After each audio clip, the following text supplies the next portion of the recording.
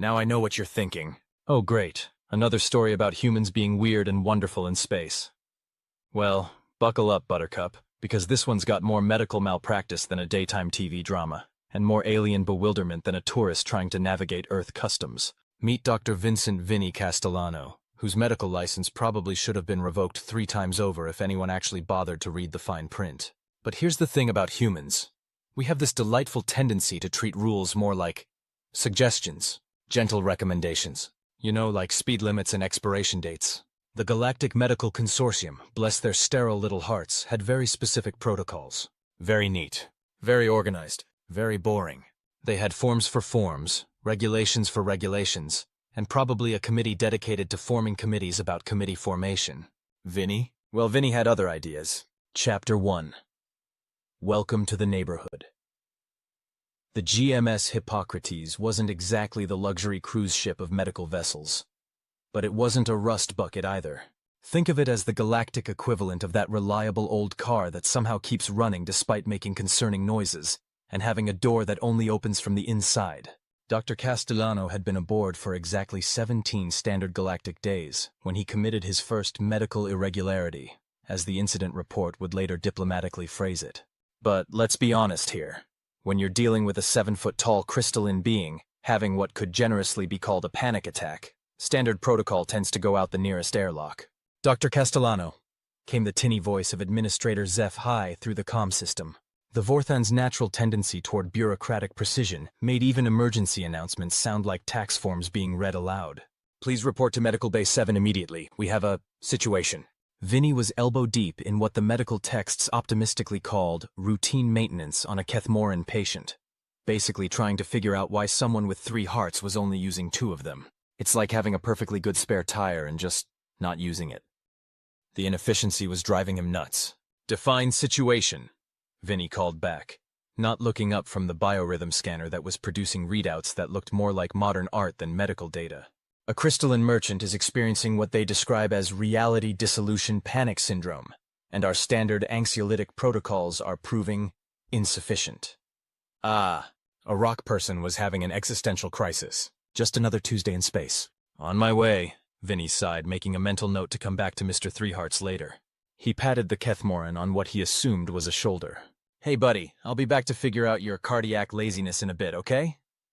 The patient's 6 eyes blinked in what Vinny had learned was the Kethmoran equivalent of a thumbs up. Medical Bay 7 was in chaos when Vinny arrived, though chaos in galactic medical terms usually meant someone had misplaced a form. This time, however, there was actual screaming involved. Well, more like the sound of wind chimes having a nervous breakdown, but close enough. The crystalline, let's call him Rocky, because his actual name sounded like a garbage disposal eating silverware, was vibrating at a frequency that made every piece of medical equipment in the room hum in harmony. Not exactly conducive to a healing environment. Status report, Vinny said, grabbing a pair of sonic dampeners and sliding them over his ears. The medical team, 3 Vorthons, 2 Zilithians, and 1 very confused-looking Altarian, were clustered around a monitoring station like they were trying to solve quantum physics with a calculator. Patient presented with standard deep space anxiety, reported Dr. Keltar, the lead Vorthan physician. His species had evolved from something that looked like a cross between a praying mantis and a tax attorney, which explained a lot about their bedside manner. Standard protocol indicated mild sedation and therapeutic frequency modulation. Let me guess, Vinny said, watching Rocky's crystalline structure cycle through colors that probably didn't have names in most languages. Standard protocol isn't working. The patient's mineral composition is creating harmonic interference with our equipment. Each attempt at frequency modulation increases the resonance effect. In layman's terms, they were trying to calm down a living tuning fork by hitting it with other tuning forks. Brilliant. Right, Vinny said, walking over to Rocky's bedside. Anyone try just talking to him? The medical team exchanged those looks that medical professionals give when someone suggests something completely radical, like treating the patient as a sentient being rather than a collection of symptoms.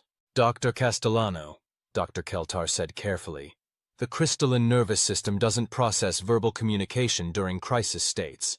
The proper protocol is... Yeah, protocol. Vinny waved him off and pulled up a chair next to Rocky's bed. The crystalline was about 7 feet tall, lying down, with a structure that looked like someone had tried to build a person out of crystal chandelier parts. Beautiful, really, if you ignored the fact that he was currently vibrating hard enough to power a small city. Hey there, big guy.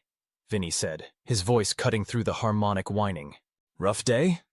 Rocky's vibrations stuttered for just a moment. Progress. Dr. Castellano, one of the Zilithian nurses hissed. You cannot simply... Watch me, Vinny replied cheerfully. He leaned back in his chair and crossed his ankles. So, Rocky, can I call you Rocky? What's got you all wound up? Deep space getting to you? The crystalline's color cycling slowed slightly, shifting from rapid-fire rainbow to a more sedate blue-green pattern. See, Vinny continued. The thing about anxiety is that it's basically your brain lying to you. Telling you that everything's wrong when really, most everything's probably fine. Your brain's just being a drama queen. Dr. Keltar looked like he was about to have his own anxiety attack. This is highly irregular. Patient therapeutic protocols specifically state, Doc, Vinny said without looking away from Rocky. With all due respect to your protocols, has anyone actually asked this guy what's wrong? That's not how medical treatment works, Dr. Keltar sputtered. Really? Because back home that's exactly how it works. Vinny reached out and before anyone could stop him, placed his hand on Rocky's crystalline arm. Every alarm in the medical bay went off at once. Contact contamination alert, the automated system announced helpfully. Unauthorized biological contact detected, initiating quarantine protocols. Oh, for crying out loud, Vinny muttered as containment fields started popping up around them. Can someone shut that thing off? We're trying to have a conversation here. But something interesting was happening. Where Vinny's hand touched Rocky's crystal structure, the vibrations were dampening. The wild color cycling was settling into steady, calming blue. That's impossible, breathed Dr. Keltar. Human bioelectric fields are incompatible with crystalline physiology. Direct contact should cause... Should cause what? Vinny asked, noting that Rocky was now humming in a much more pleasant frequency. Because from where I'm sitting, it looks like it's working. Rocky's crystalline features shifted into what might have been a face, and when he spoke, his voice sounded like wind chimes in a gentle breeze instead of a tornado. You stopped the noise, Rocky said, his voice full of wonder. What noise, buddy? The emptiness noise. The sound of nothing echoing in everything. It has been growing louder as we travel deeper into the void, and I thought it might consume me. Vinny nodded knowingly. Space madness been there. He looked around at the assembled medical team, who were staring at him like he'd just performed surgery with a fork. Anyone want to guess what the proper protocol is for existential dread induced by the vast emptiness of space? Silence. Anyone? No takers? Vinny grinned. Well, lucky for Rocky here, the human cure for existential dread is pretty simple. Which is? Dr. Keltar asked weakly. You acknowledge that the universe is big, scary, and doesn't make sense, and then you get on with your life anyway. Vinny gave Rocky's arm a gentle pat. Plus, you know what helps? Knowing you're not alone out here. See all these people? He gestured around the medical bay. Every single one of them is just as confused and scared as you are. They're just better at pretending they're not. Rocky's crystalline structure pulsed with warm, steady light. The loneliness... It is better now. Course it is. Hard to feel alone when you've got a whole medical team fussing over you. Vinny stood up, brushing his hands off. There you go. One case of space anxiety, cured by the radical medical technique of being nice to the patient. Dr. Keltar was frantically taking notes on a tablet. This is completely contrary to established medical practice. Yeah, well, Vinny shrugged. Sometimes established practice is established wrong. Chapter 2. The Incident Report. 3 hours later, Vinny found himself sitting in Administrator HFY's office, which looked exactly like what you'd expect from someone whose species had evolved from creatures that filed taxes for fun. Everything was beige, organized, and slightly oppressive. Doctor! Castellano, HFY began, his voice carrying that particular tone administrators use when they're about to ruin someone's day. We need to discuss your unconventional approach to patient care. Unconventional? Vinny leaned back in his chair, which made a concerning squeaking noise. I talked to a guy who was having a panic attack, pretty conventional by human standards. You made unauthorized physical contact with a patient. I held his hand. You ignored established medical protocols. I ignored stupid medical protocols. You caused a containment breach. I caused the computer to have a hissy fit because it doesn't understand basic human empathy. HFY's chitinous facial features twitched in what might have been frustration. Dr. Castellano, the Galactic Medical Consortium has spent centuries developing protocols that ensure the safety and well-being of all species. You cannot simply— Look, Vinny interrupted. I get that you guys have your systems and your procedures and your forms in triplicate. But sometimes, and I know this is crazy, sometimes the best medicine is just treating people like people instead of like medical problems with legs. The patient's physiology was fine. His psychology was what needed fixing. Vinny pulled out his tablet and showed HFY the medical readings. See these biorhythm patterns? Before I showed up, Rocky was registering stress levels that would have killed most species. After our chat, normal ranges across the board. HFY studied the data, his expression unreadable. Which, granted, was partly because his face looked like someone had crossed a grasshopper with a government form, but still. The improvement is notable, he admitted. Notable? The guy went from a full psychotic break to asking if he could help out in the medical bay. I'd call that a goddamn miracle. Language, doctor. Right, sorry. A gosh darn miracle. Vinny grinned. Look, Zeph, can I call you Zeph? The point is, it worked. Rocky's better, the crisis is over, and nobody died. In my book, that's a win. HFY was quiet for a long moment, processing data with the slow, methodical precision of his species. Finally, he spoke. Dr. Castellano, your methods are highly irregular. Yep. They violate numerous medical protocols. Uh-huh. They could potentially cause diplomatic incidents with several member species. Possibly. And yet, HFY paused, consulting his tablet again. Your patient satisfaction ratings are the highest on the ship. Really? Vinny perked up. That's nice to hear. Furthermore, your treatment success rate is statistically improbable. I prefer miraculous, but sure. HFY leaned forward. Dr. Castellano, I am faced with a difficult decision. Either I must report you to the Medical Consortium for multiple protocol violations, potentially resulting in your removal from this vessel. Or I must pretend that I did not witness any of today's events and allow you to continue practicing medicine in your unique fashion. Vinny considered this. What's it gonna be, Zeph? The administrator was quiet for another long moment. Then, slowly, he reached over to his desk and activated a small device that made a soft beeping sound. Administrative log, stardate 2387-045, he said formally. Dr. Castellano's treatment of the crystalline merchant proceeded according to standard protocols with satisfactory results. No irregularities to report. He switched off the device and looked at Vinny. However, Doctor, I feel it necessary to assign you a cultural liaison. A what now? Someone to help you navigate the more delicate aspects of interspecies medicine to prevent any misunderstandings. You mean a babysitter? I mean a cultural liaison. Vinny shrugged. Fine by me. Who am I getting? HFY pressed a button on his desk. Please send in Dr. Kirillin. The door slid open, and in walked what could only be described as a walking flower. Dr. Kirillin was Florian, a species that had evolved from something like a cross between a sunflower and a very organized filing cabinet. She was about 6 feet tall, with a humanoid body covered in what looked like bark, and a head that was basically a large, beautiful flower with entirely too many eyes. Dr. Castellano, she said, her voice carrying the musical quality that came from having a voice box made of wood. I am Dr. Kirillin of the Florian Medical Collective. I understand you require supervision. I require supervision like a fish requires a bicycle, Vinny replied, standing up to shake her hand. Or whatever Florians had instead of hands. But hey, welcome to the madhouse. Dr. Kirillin's petals rustled in what he hoped was amusement rather than irritation. I have reviewed your case files, Dr. Castellano. Your methods are unorthodox. That's what they keep telling me? However, she continued, your results are undeniable. I am curious to observe your techniques. My techniques? Vinny grinned. Well, Doc, prepare to have your world rocked.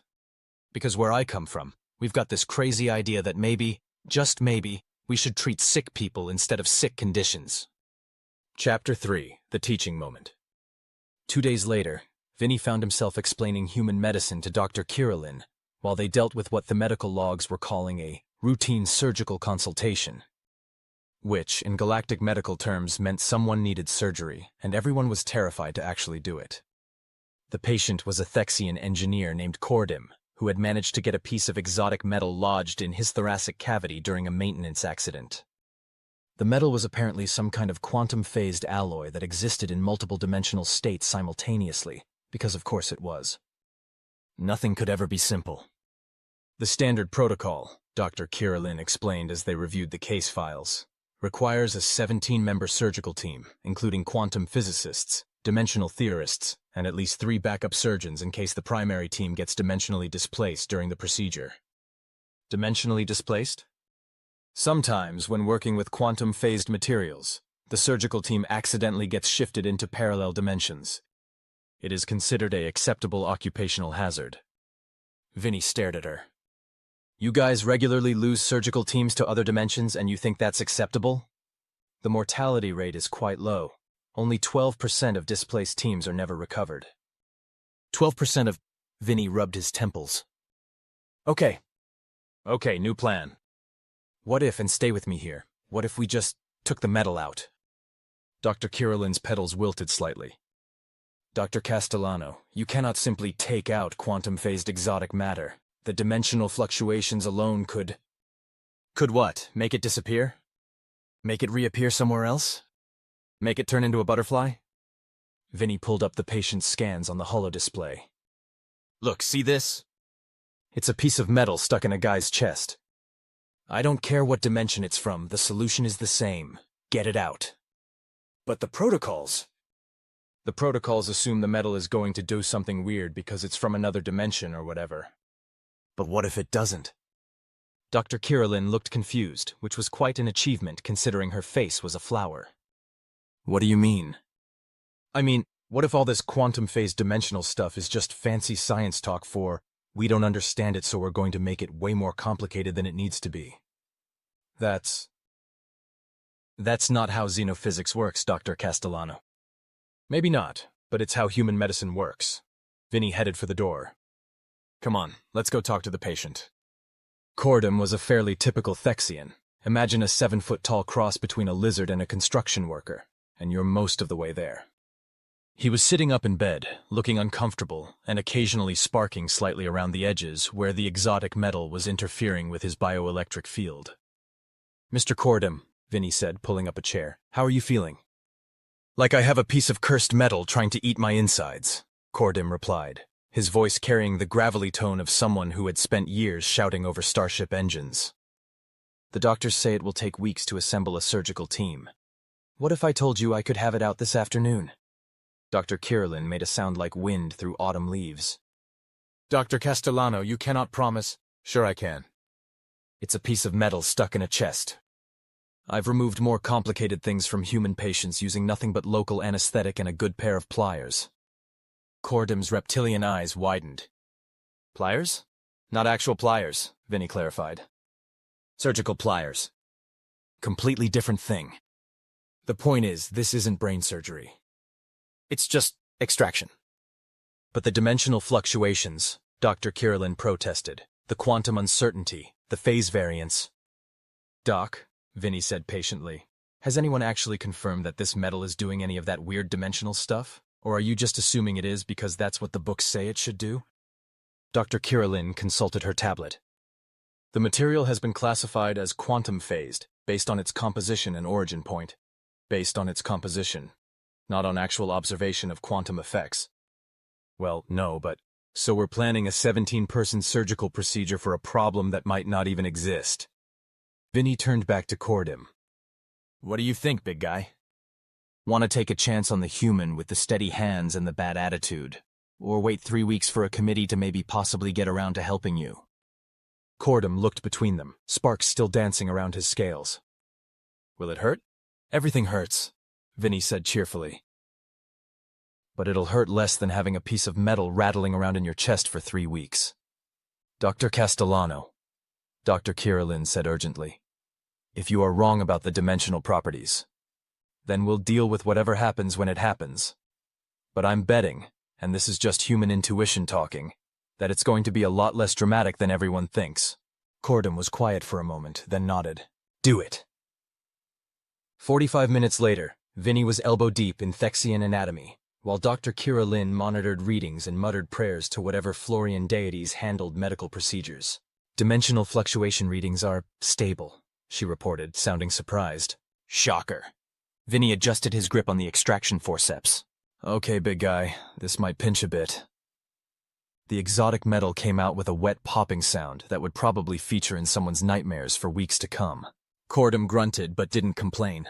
"There we go," Vinny said, holding up the metal fragment. It was about the size of a golf ball, dark gray and completely ordinary looking. One piece of allegedly quantum-phased exotic matter, extracted using the ancient human medical technique of grab it and pull. Dr. Kira Lin was staring at her readings. There are no dimensional disturbances, no quantum fluctuations, no phase variance, almost like it's just a piece of metal that happened to come from somewhere else, Vinny said, dropping the fragment into a sample container. Funny how that works. But the protocols clearly state, the protocols are written by people who are terrified of anything they don't understand. Vinny began closing the incision, his hands moving with practiced efficiency. Sometimes the simplest explanation really is the right one. Cordim flexed his shoulders experimentally. The sparking has stopped. Course it has. You had a foreign object interfering with your bioelectric field. Take out the foreign object, fix the problem. Vinny finished the last suture and stepped back. There you go, good as new. Dr. Kirlin was reviewing the surgical logs with what could only be described as botanical bewilderment. This procedure should have taken 6 hours with a full surgical team. You completed it in less than 1 hour. Yeah, well, it turns out you can work a lot faster when you're not stopping every 5 minutes to consult the manual. But what if you had been wrong? What if the dimensional properties had what? Killed him? Doc, the guy was slowly dying from having a piece of metal in his chest. The safe option was to let him suffer for 3 weeks while you guys got your act together. The risky option was to help him immediately. Vinny pulled off his surgical gloves. I'll take that risk every time. Cordim sat up carefully, testing his range of motion.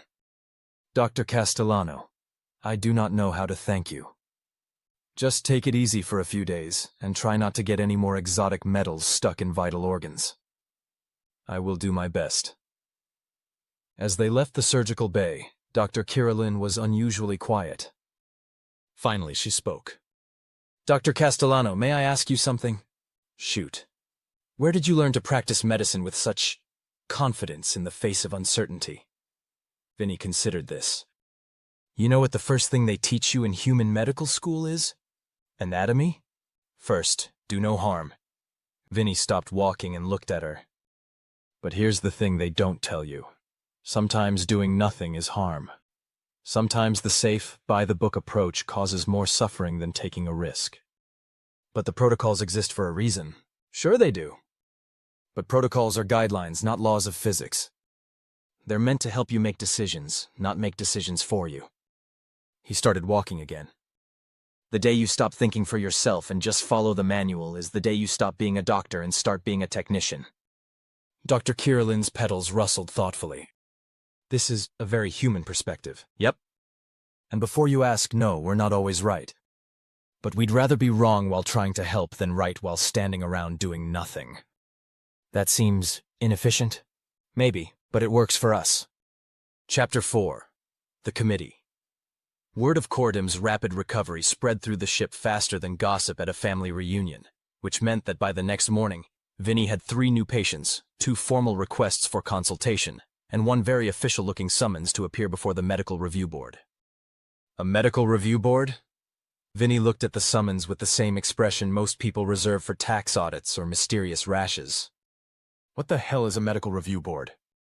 It is a committee of senior medical officers who review unusual cases, Dr. Kirlin explained, her petals drooping with what he was learning was the Florian equivalent of concern. They have the authority to suspend medical privileges. Of course they do. Vinny crumpled the summons and tossed it in the recycler. Well, this should be fun. Dr. Castellano, you cannot simply ignore. Watch me. He pulled up his patient's schedule. I've got Mrs. Velthara's tentacle replacement at 0900, that Plutonian kid with the crystallization syndrome 8/10/30, and a consultation on a Zephyrian with chronic phase shift disorder at 1400. The committee can wait. They will not appreciate being kept waiting. Good. Maybe they'll get bored and go find someone else to harass. Dr. Kirlin made that rustling sound that meant she was either laughing or having some kind of plant-based anxiety attack. You are either very brave or very foolish. Little bit of both, probably. The Medical Review Board had set up shop in Conference Room Alpha, which was the ship's way of saying, this room is important and intimidating. They'd even gone so far as to arrange the seating in a semicircle because nothing says we're about to ruin your day like theatrical seating arrangements. The board consisted of 5 senior medical officers representing the major species in the Galactic Medical Consortium. Dr. Yihek Tal, Vorthan, Dr. Serendil, Altarian, Dr. Mox Vera, Keth Morin, Dr. Lis Ander, Zalithian, and Dr. Telnari, another Florian, though considerably more wilted-looking than Dr. Kirillin. Dr. Castellano, Dr. Yaktal began, his chitinous features arranged in what Vinny assumed was disapproval. You have been brought before this board to address several serious violations of medical protocol. Let me guess, Vinny said, settling into the defendant's chair with the casual ease of someone who had been in this situation before. I'm being charged with the heinous crime of actually helping my patients.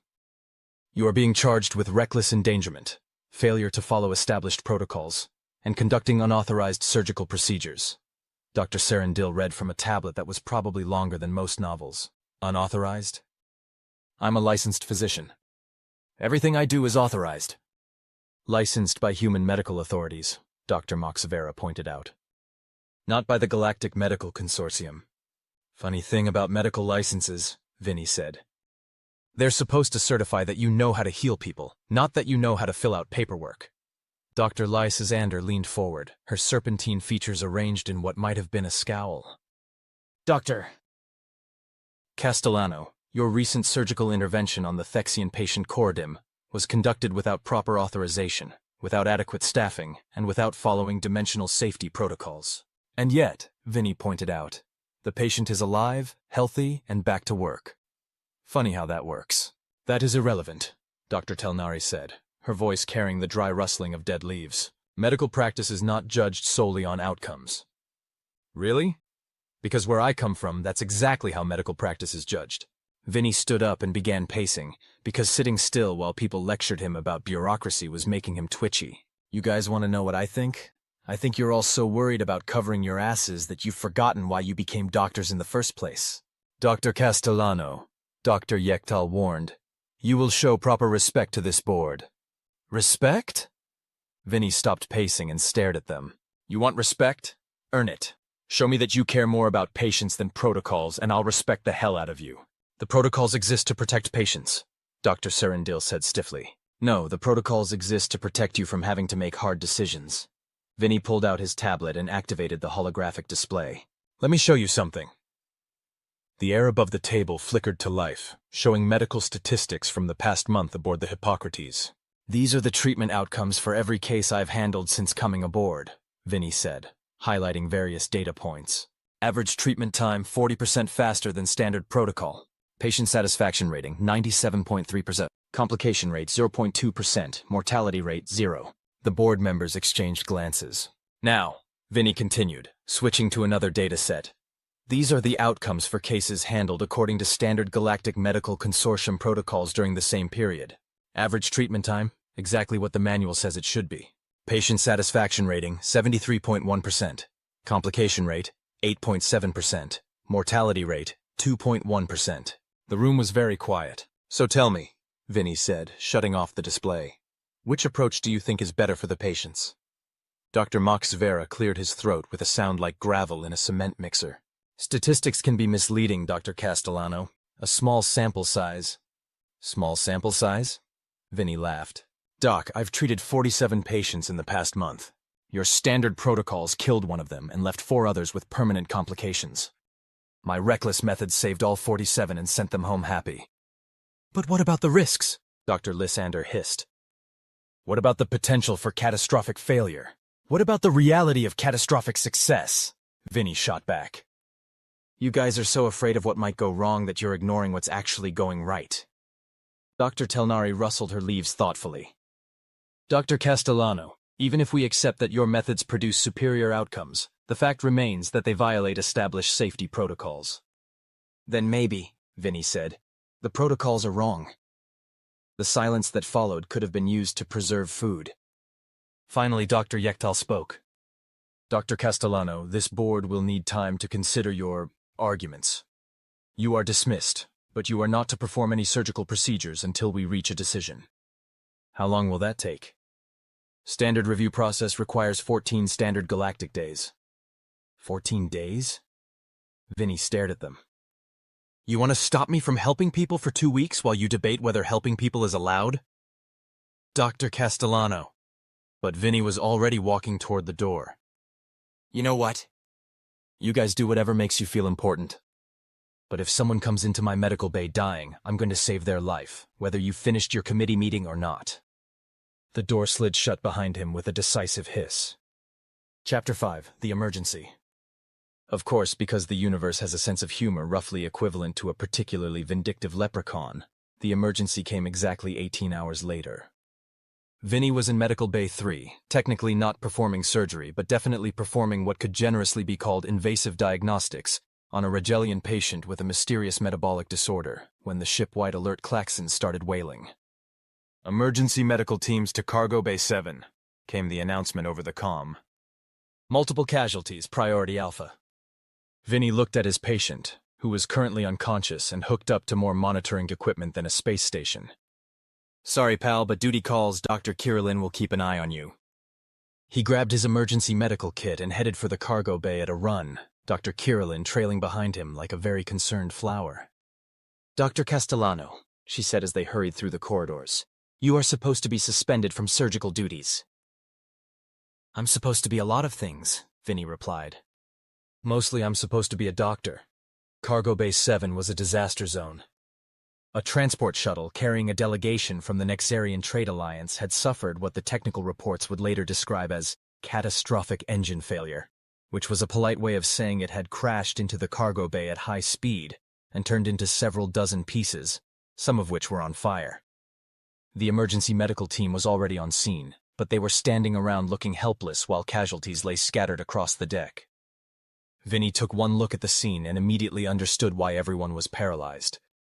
The casualties were Nexarians, a species that looked like someone had crossed a jellyfish with a disco ball and given it delusions of grandeur. They were beautiful, in a way that made your eyes water if you looked directly at them, and they had the unfortunate biological quirk of being allergic to approximately 90% of known medical treatments. Status report, Vinny called out as he jogged toward the nearest casualty. 12 injured, 3 critical, reported Dr. Fendel, the Altarian emergency physician. But Dr. Castellano, Nexarian physiology is extremely delicate. Standard emergency protocols require...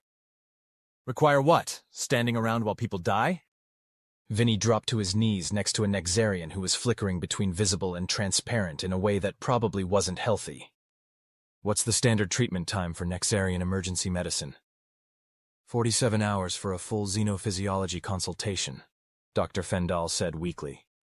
47 hours?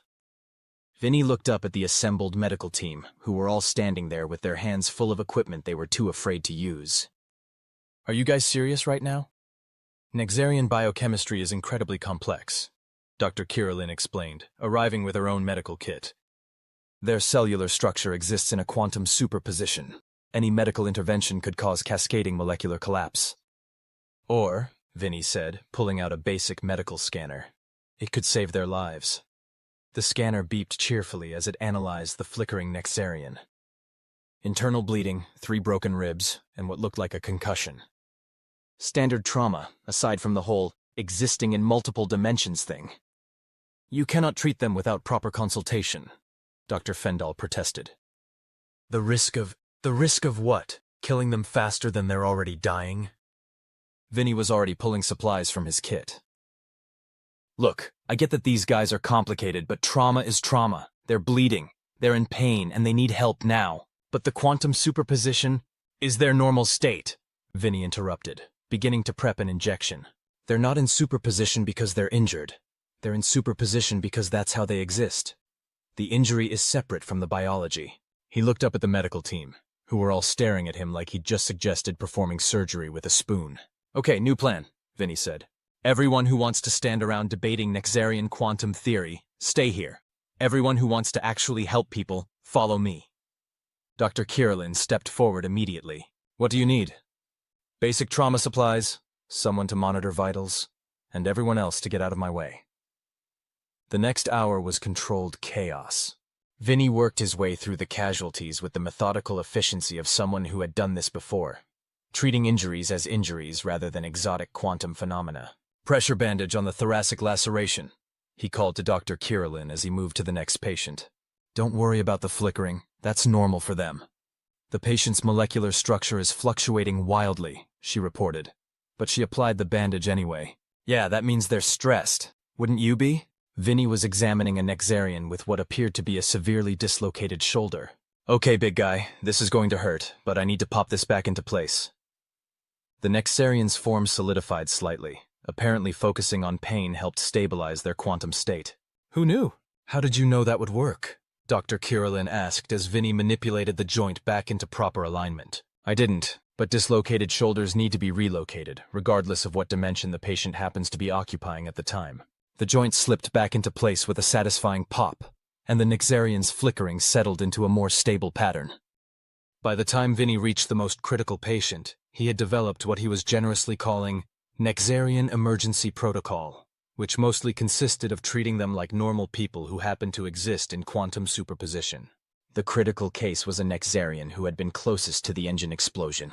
They were barely visible, flickering so rapidly between dimensions that looking at them was like trying to watch a strobe light with a migraine. This one requires immediate surgical intervention, Vinny announced, pulling out his portable surgical kit.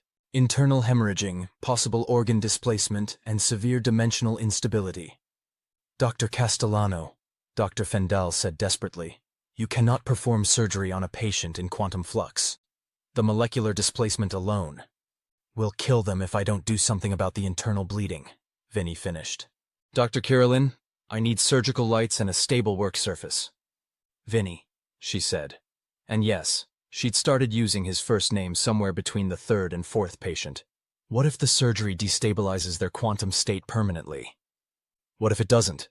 Vinny was already sterilizing his instruments. Look, we've got two choices here. We can let them die while we debate the theoretical risks, or we can try to save them and deal with whatever happens. But the medical review board specifically ordered. The medical review board can kiss my ass, Vinny said cheerfully, making his first incision. Patient comes first. The surgery was unlike anything Vinny had ever experienced. Every time he cut into the Nexarian's flesh, the incision would flicker between dimensions, sometimes disappearing entirely before reappearing somewhere else. It was like trying to operate on someone who was constantly teleporting. Dimensional displacement increasing, Dr. Kirillin reported, monitoring the quantum flux readings. Molecular cohesion dropping to 47% baseline. That's fine, Vinny said, though privately he was wondering if this was the stupidest thing he'd ever attempted. Just means I need to work faster. He located the source of the internal bleeding, a ruptured organ that looked like a cross between a liver and a lava lamp, and began the delicate work of repairing the damage. Every suture had to be placed with perfect precision, because if the patient shifted dimensions while the needle was in the wrong place. Quantum flux stabilizing, Dr. Kirillin announced with surprise. Dimensional coherence increasing to 73% baseline. See? Vinny said, his hands steady despite the bizarre circumstances. Sometimes the best way to help someone is to just help them. 20 minutes later, he was closing the incision on a patient who was now flickering at a much more manageable rate and showing strong vital signs across all detectable dimensions. How? Dr. Fendal asked, staring at the readings. According to every medical text, that surgery should have been impossible. Maybe, Vinny said, pulling off his surgical gloves. Your medical texts are wrong. Chapter 6. The Aftermath. The Medical Review Board reconvened in emergency session approximately 6 hours after the last Nexarian patient had been stabilized and transferred to recovery. Vinny found himself back in Conference Room Alpha, facing the same 5 officials who had looked considerably less wilted the last time he'd seen them. Dr. Castellano, Dr. Yektal began, his voice carrying the tone of someone who had spent several hours being lectured by his superiors. We need to discuss the events of this afternoon. Let me guess, Vinny said, settling into his chair with the weary satisfaction of someone who had just saved 12 lives before lunch. I'm in trouble for saving people while suspended. Actually, Dr. Serendil said carefully, we have received several communications from Nexarian Trade Alliance officials expressing their gratitude for the medical care provided to their delegation. Specifically, Dr. Moxvera added, consulting his tablet, they described your treatment as miraculous, unprecedented, and a breakthrough in interspecies emergency medicine. Vinny blinked. Oh, that's nice. Furthermore, Dr. Lysander continued, the Galactic Medical Consortium has received formal requests from 7 different species asking for human medical officers to be assigned to their territories. And, Dr. Telnari said, her leaves rustling with what might have been embarrassment, 3 medical schools have requested copies of your treatment protocols for inclusion in their xenobiology curricula. Vinny looked around the room at the 5 officials who had been ready to end his career 18 hours ago. So, am I still suspended? Dr. Castellano, Dr. Yektal said slowly, this board has been forced to reconsider our position regarding your medical practices. Meaning, Dr. Serendil said, that while your methods remain highly unorthodox and potentially dangerous, they have produced results that cannot be ignored. The board has decided, Dr. Moxavera announced, to establish a new classification of medical practice, experimental humanitarian protocols. Which means what exactly? Which means, Dr. Lysander explained, that you will be permitted to continue practicing medicine using your unique methods, provided you document your procedures thoroughly and submit regular reports on patient outcomes. Vinny stared at them. You're going to let me keep breaking your rules as long as I write reports about it? In essence, yes. And if other doctors want to learn these methods, they will be required to complete specialized training in human medical techniques, Dr. Telnari said. You would be responsible for developing the curriculum. Vinny leaned back in his chair and grinned. So let me make sure I understand this. You guys spent centuries developing medical protocols that prioritize safety over effectiveness, and now you want me to teach other doctors how to ignore those protocols? We prefer to think of it as expanding our understanding of medical possibilities, Dr. Yektal said diplomatically. Right. Vinny stood up and headed for the door. Well, this has been fun, but I've got patients to see. Dr. Kirillin and I have a consultation on a Plutonian with crystallization syndrome, and apparently we're pioneering new techniques in xenobiology. Dr. Castellano, Dr. Serendal called after him. One more thing. Yeah? The Nexarian delegation has requested that you be assigned as their permanent medical officer for all future trade missions. Vinny paused at the door.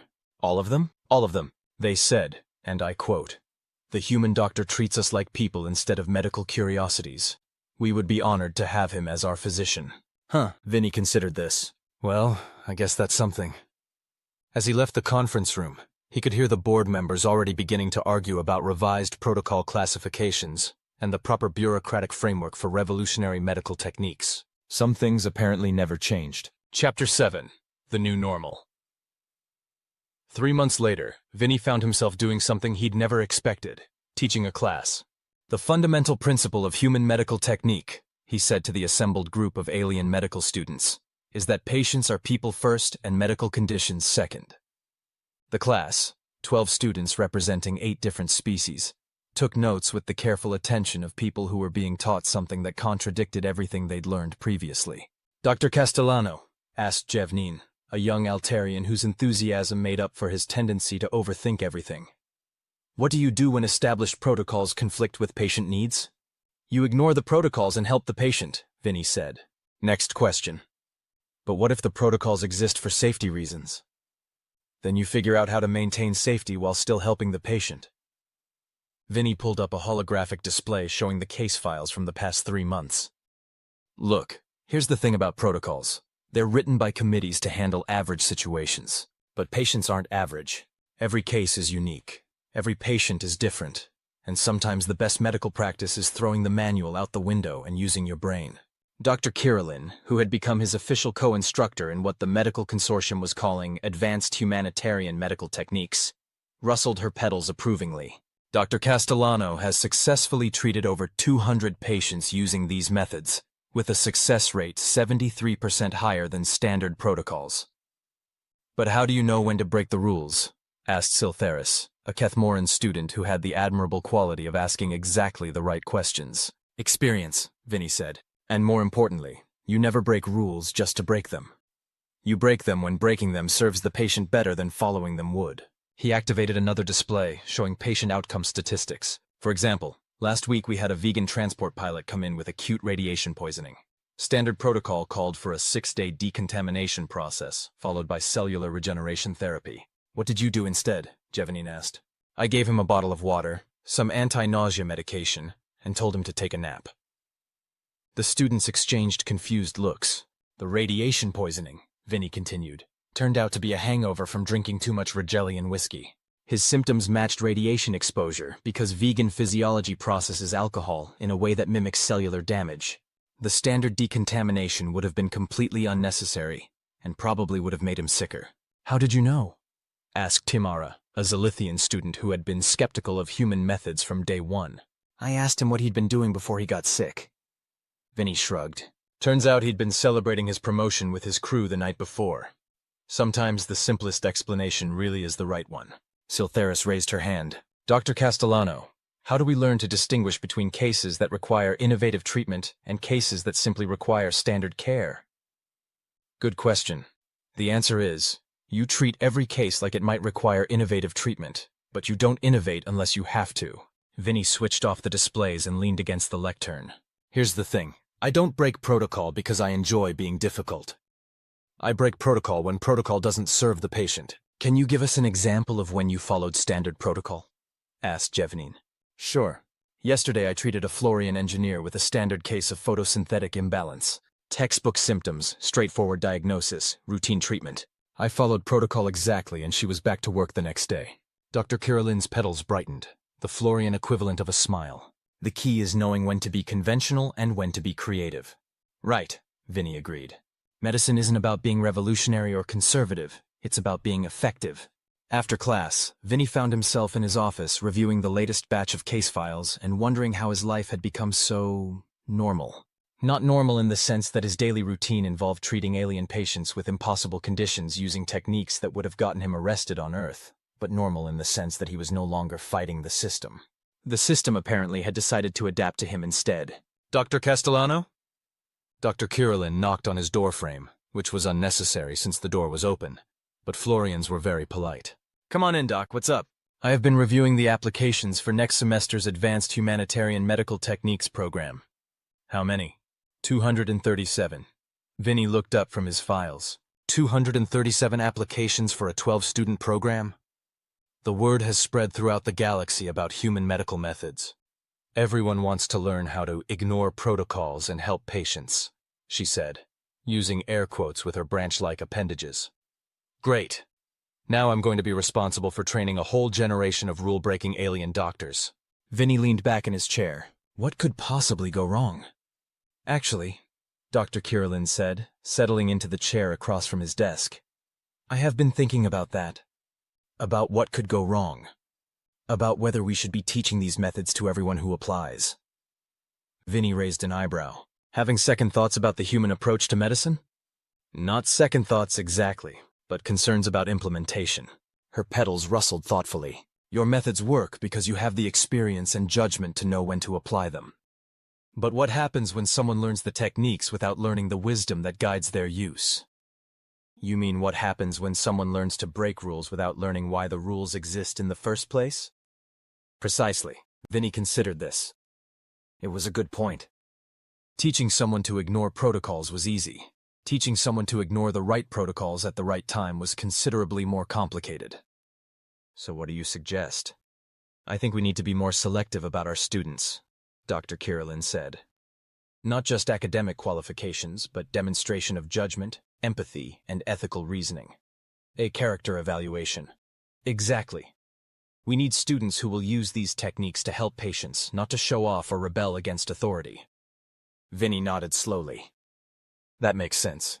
But how do we evaluate character in a medical school application? The same way you evaluate whether a patient needs innovative treatment, she said, her petals brightening with what he'd learned was her version of a grin. We ask the right questions and pay attention to the answers. Chapter 8. The Test Case. The opportunity to put their new selection criteria to the test came sooner than expected, in the form of Dr. Zaxthor, a recently graduated Kethmoran physician who had applied to the program with credentials that were frankly intimidating. Top of his class at the Kethmoran Medical Institute, Dr. Kirillin read from his application. Published researcher in xenobiology, fluent in 14 languages, and personal recommendation letters from 3 department heads. Sounds perfect, Vinny said. What's the problem? No problem with his qualifications. But look at his essay on why he wants to learn human medical techniques. Vinny took the tablet and read the essay, which was exactly the sort of thing you'd expect from someone who'd spent years learning to say the right things to academic committees. Lots of talk about advancing medical knowledge, pushing the boundaries of treatment, and revolutionary approaches to patient care. It's a very good essay, Dr. Kirillin said carefully. It's a terrible essay, Vinny replied. He's not interested in helping patients. He's interested in being famous for developing new techniques. How can you tell? Because he spends 3 paragraphs talking about the impact on his career, and maybe 2 sentences talking about actual patient outcomes. Vinny handed the tablet back. This guy wants to be a pioneer, not a doctor.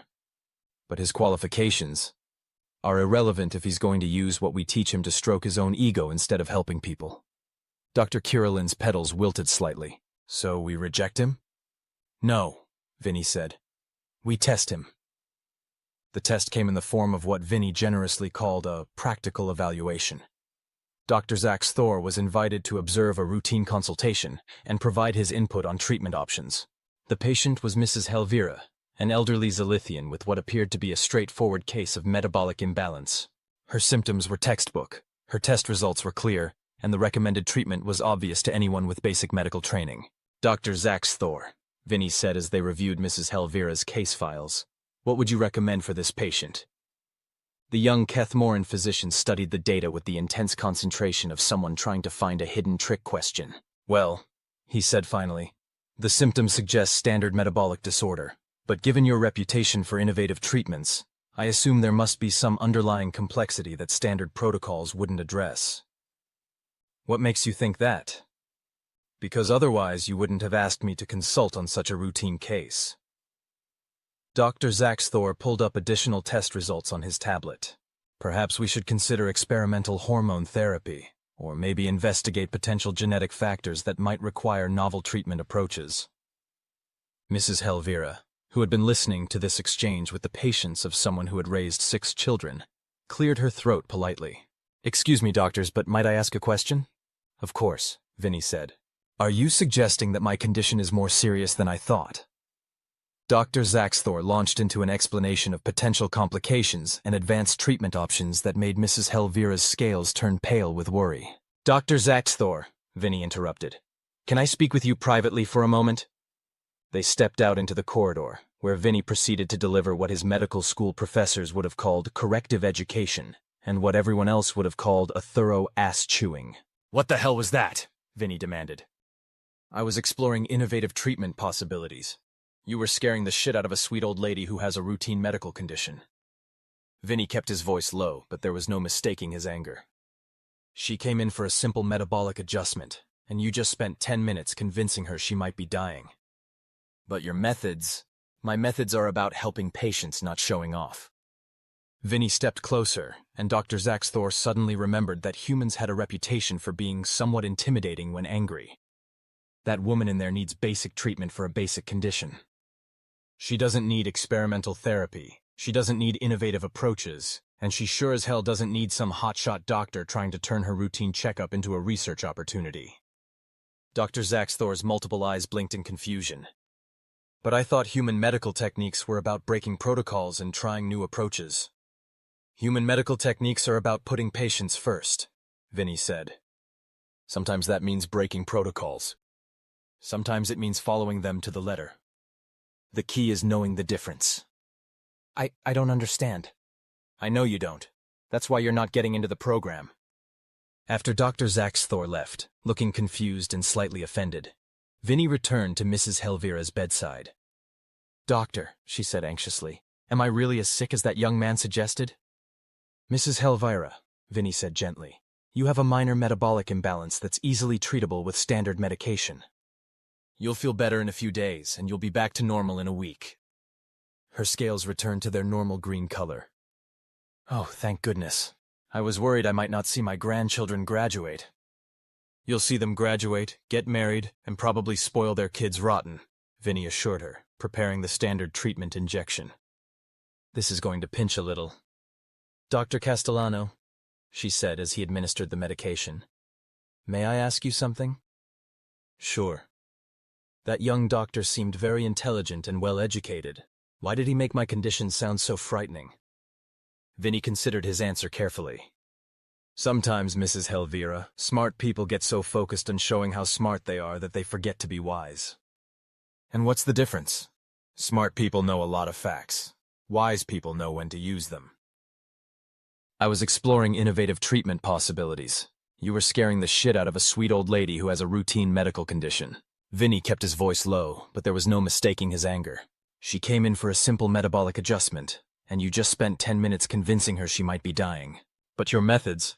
My methods are about helping patients, not showing off.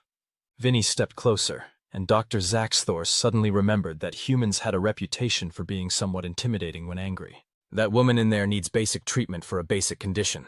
She doesn't need experimental therapy, she doesn't need innovative approaches, and she sure as hell doesn't need some hotshot doctor trying to turn her routine checkup into a research opportunity. Dr. Zaxthor's multiple eyes blinked in confusion. But I thought human medical techniques were about breaking protocols and trying new approaches. Human medical techniques are about putting patients first, Vinny said. Sometimes that means breaking protocols. Sometimes it means following them to the letter. The key is knowing the difference. I don't understand. I know you don't. That's why you're not getting into the program. After Dr. Zaxthor left, looking confused and slightly offended, Vinny returned to Mrs. Helvira's bedside. Doctor, she said anxiously, am I really as sick as that young man suggested? Mrs. Helvira, Vinny said gently, you have a minor metabolic imbalance that's easily treatable with standard medication. You'll feel better in a few days, and you'll be back to normal in a week. Her scales returned to their normal green color. Oh, thank goodness. I was worried I might not see my grandchildren graduate. You'll see them graduate, get married, and probably spoil their kids rotten, Vinny assured her, preparing the standard treatment injection. This is going to pinch a little. Dr. Castellano, she said as he administered the medication. May I ask you something? Sure. That young doctor seemed very intelligent and well-educated. Why did he make my condition sound so frightening? Vinny considered his answer carefully. Sometimes, Mrs. Helvira, smart people get so focused on showing how smart they are that they forget to be wise. And what's the difference? Smart people know a lot of facts. Wise people know when to use them. Mrs. Helvira nodded thoughtfully. You know, Dr. Castellano, I think you might be both. Well, Vinny said, disposing of the empty injection cartridge, I'm certainly old enough to be both. Epilogue. 6 months later, the GMS Hippocrates had become something of a legend in galactic medical circles. Not because it was the most advanced medical vessel in the fleet, or because it had the most prestigious staff, but because it was where doctors went to learn how to actually doctor. Vinny's Advanced Humanitarian Medical Techniques program had expanded from a single-semester course to a full residency program, with doctors from across the galaxy coming to study what had become known as the human approach to medicine. Patient care report, Dr. Kirillin announced during their weekly staff meeting. This month, 347 patients treated. Average satisfaction rating 96.8%. Complication rate 0.3%. Mortality rate 0. 0? Asked Dr. Yemdala, one of the new residents. How is that possible? It's possible, Vinny said, reviewing the monthly statistics. Because we focus on keeping people alive instead of following rules that might get them killed. But surely some cases are too complex. Dr. Yemdala, interrupted Dr. Kirillin. In 6 months of working with Dr. Castellano, I have learned that the most complex cases often have the simplest solutions. Such as listening to what patients tell you, treating symptoms that exist rather than symptoms that should exist, and remembering that medicine is supposed to make people better, not make doctors feel important. Vinny nodded approvingly. Dr. Kirillin has learned the most important lesson in human medicine, which is that the patient is always right about what's wrong with them, even when they're wrong about everything else. The residents, 6 aliens from 5 different species who had all given up prestigious positions to come study on a mid-level medical vessel with a human doctor who had a reputation for breaking rules, took notes with the dedication of people who had found something worth learning. Dr. Castellano, asked Dr. Pleximan, a young Vorthon who reminded Vinny of himself at that age. What do you do when you encounter a case that genuinely requires innovative treatment? Same thing I do with every case, Vinny said. I figure out what the patient needs, and then I give it to them. But how do you know what they need? Experience, intuition, and sometimes pure dumb luck, Vinny closed his tablet and looked around the room at the collection of alien doctors who had traveled across the galaxy to learn human medicine. But mostly I ask them. You ask the patients what they need? Revolutionary concept, I know. Dr. Kirilin's petals rustled with amusement. Dr. Castellano has a saying, the patient is the expert on being the patient. Exactly. I'm the expert on medicine. They're the expert on being them. We work together and somehow we usually figure it out. And if you can't figure it out? Asked Dr. Yemdala. Then I try anyway, Vinny said. Because trying and failing is better than not trying at all. Later that evening, Vinny found himself in his quarters, reviewing applications for the next class of residents. Dr. Kirilin had been right about the character evaluation process. It was much more effective to select students based on their reasons for wanting to learn than on their academic credentials. He was particularly impressed by one application from a Rigelian physician named Dr. Senkala, whose essay was refreshingly honest. I want to learn human medical techniques because I am tired of watching patients suffer while I fill out forms. Now that was someone who understood the point. His door chimed, and Dr. Kirilin entered with what had become their daily post-shift tradition, a cup of tea, for her, and a glass of synthesized bourbon, for him, while they reviewed the day's cases. Good day today, she said, settling into the chair across from his desk. Every day we save people is a good day, Vinny replied, accepting his drink with gratitude. How are the residents adapting to human methods? Better than expected. Dr. Yemdala successfully treated a complex Altarian case using nothing but observation and common sense. Dr. Pleximan convinced a Kethmoran patient to undergo necessary surgery by simply explaining why it would help instead of why it was required. And Dr. Senkala? Ah, Dr. Kirilin's petals brightened. Dr. Senkala spent 3 hours talking to an elderly Plutonian about his family history and discovered that his mysterious neurological symptoms were actually just grief over his wife's death. Treatment? He prescribed social interaction and meaningful activity. The patient has volunteered to help in the ship's botanical gardens. Vinny raised his glass. To Dr. Senkala for remembering that sometimes the best medicine is human connection. To human medicine, Dr. Kirilin corrected, raising her own cup, for teaching us that patients are people first. They drank in comfortable silence, two doctors from different worlds who had found common ground in the simple idea that healing people was more important than following rules. Vinny, Dr. Kirilin said eventually, do you ever regret leaving Earth to practice medicine in space? Vinny considered the question. 6 months ago, he'd been a mid-level emergency physician at a mid-level hospital, following protocols and filling out paperwork and occasionally wondering if he was making any real difference in the world. Now he was training the next generation of galactic physicians to think for themselves, challenging medical orthodoxy that had stood unchanged for centuries, and somehow making alien bureaucrats admit that maybe, just maybe, the human approach to medicine had something to offer. No, he said finally, I don't regret it at all. Even though you've turned the entire Galactic Medical Consortium upside down? Especially because I've turned the entire Galactic Medical Consortium upside down, Vinny grinned. After all, someone had to remind them that the point of medicine isn't to practice medicine. It's to help people. And if they hadn't listened, then I'd have kept helping people until they did. Dr. Kirilin's petals rustled with what he'd learned was profound amusement. You know, Vinny, I think the galaxy is a better place with humans in it. Well, Vinny said, finishing his bourbon, we do try to make ourselves useful. Outside his quarters, the GMS Hippocrates continued its journey through space, carrying a crew of medical professionals who had learned that sometimes the most important rule in medicine was knowing when to break the rules. And somewhere in the galaxy, patients were getting better because their doctors had learned to treat them like people instead of like problems. Which, when you really thought about it, was exactly how medicine was supposed to work. The end author's note. This story is dedicated to medical professionals everywhere who remember that behind every case file, diagnosis, and treatment protocol is a person who just wants to feel better. Sometimes the most revolutionary thing you can do is simply care about the people you're trying to help.